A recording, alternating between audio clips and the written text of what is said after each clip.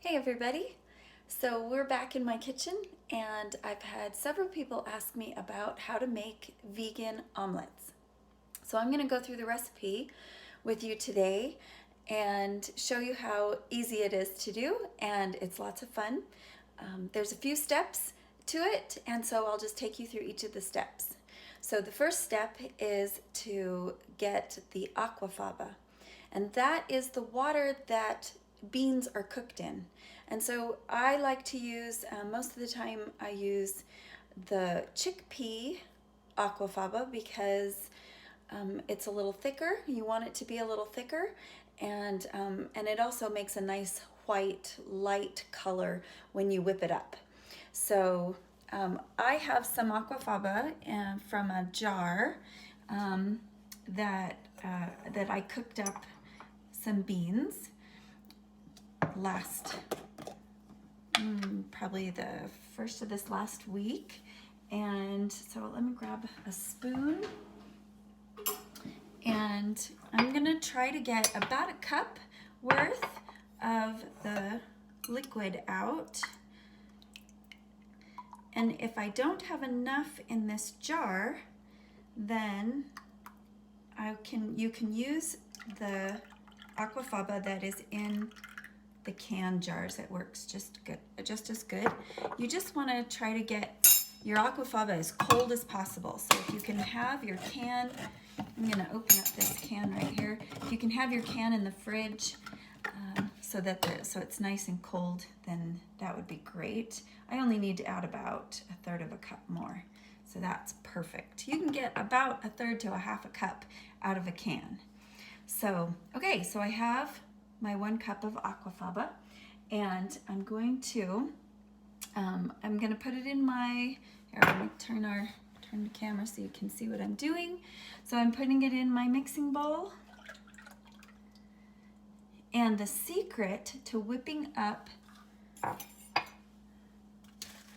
this is to use cream of tartar. And so I'm going to take a 1/4 teaspoon of the cream of tartar and add it to that. And then you use a hand mixer, and you're going to whip it just like you would egg whites. So this is going to get a little loud. I'll probably stop the video.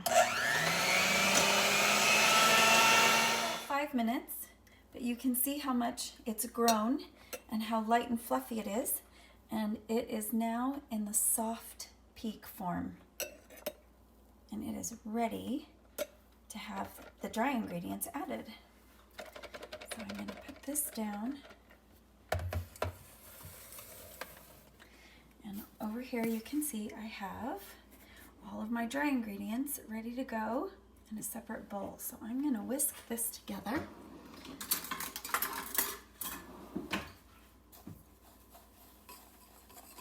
Get it nice and mixed.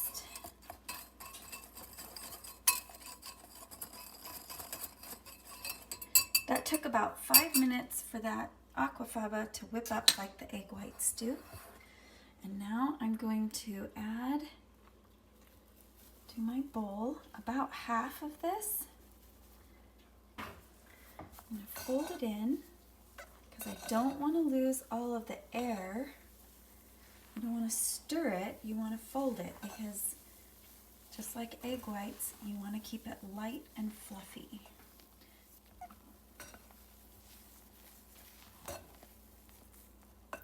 Alright, this is when I'm going to add my fresh herbs. So I'm going to take these to the chopping block, and I'm going to get some of these herbs chopped up to put in.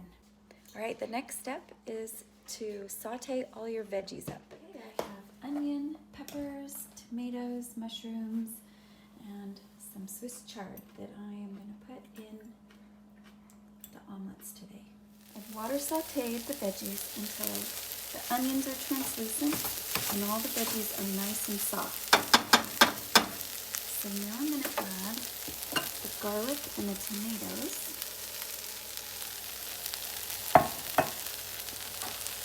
And the tops of the Swiss chard, only till they wilt. Those don't need to be cooked as much as the other veggies do. Okay, now comes the fun part. We're gonna make the omelet. So I have a little bit of nonstick spray. This is an avocado oil spray. I don't normally use a lot of nonstick spray or oil, but because of the chickpea flour and the aquafaba, even in a nonstick pan, it likes to really stick. So I just do a really gentle spray around the outside to make sure that it's not going to stick to the bottom, because then it just crumbles and falls apart. About a medium heat, and I'll show you what we have here. I've got my veggies ready to go, and I've got our omelet batter ready to go. I'm just going to fold in these herbs while we're heating our pan up. And then I also have some vegan cheese. I've decided to use, I just use a half of a slice, and this is it's called, it's a pepper jack slice. Okay, so I'm going to put you back up here, and I'm going to fold in these herbs.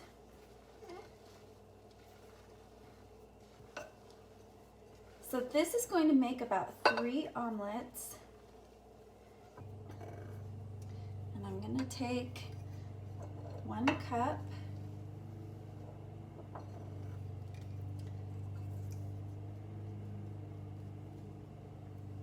And we're going to put it in the pan. Now, once we put it in the pan, you really don't want to touch it, because it will start to separate, and it won't have the right, it'll get holes in it, and we don't want that. So I usually just kind of spread it by shaking it just a little bit, like you would maybe a crepe, if you've ever made crepes. And you're gonna let this sit and cook until you start to see the edges browning a little bit and it loses its glossiness. So you can see that it's got a few air bubbles, and on the edges it's starting to lose its glossiness, and it's starting to set up just a little bit and brown just a little bit on those edges. This is when I'm going to add my cheese. So I'm just going to take tiny little slices, and I just put it on half of the omelet. Hope you can see what I'm doing.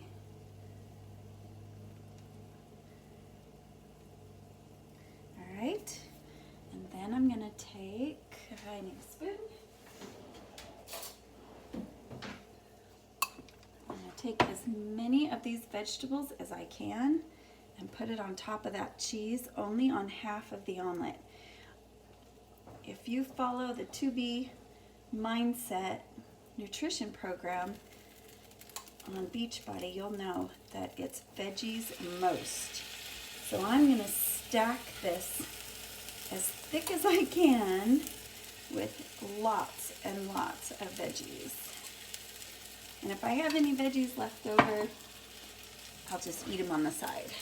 The edge to make sure that there's nothing stuck, and I slowly get up underneath this, and I'm just gonna fold it on top of the veggies, and I'm gonna just lift the bottom part of it off the pan a bit. So when I move it to my plate that I have ready to go over here, it won't fall apart.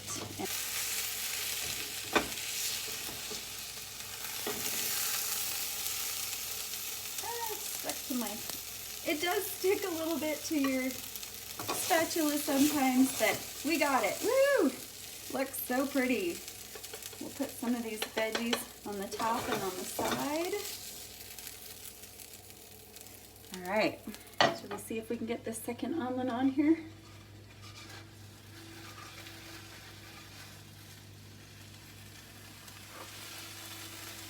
Oh, gorgeous. And all those yummy veggies.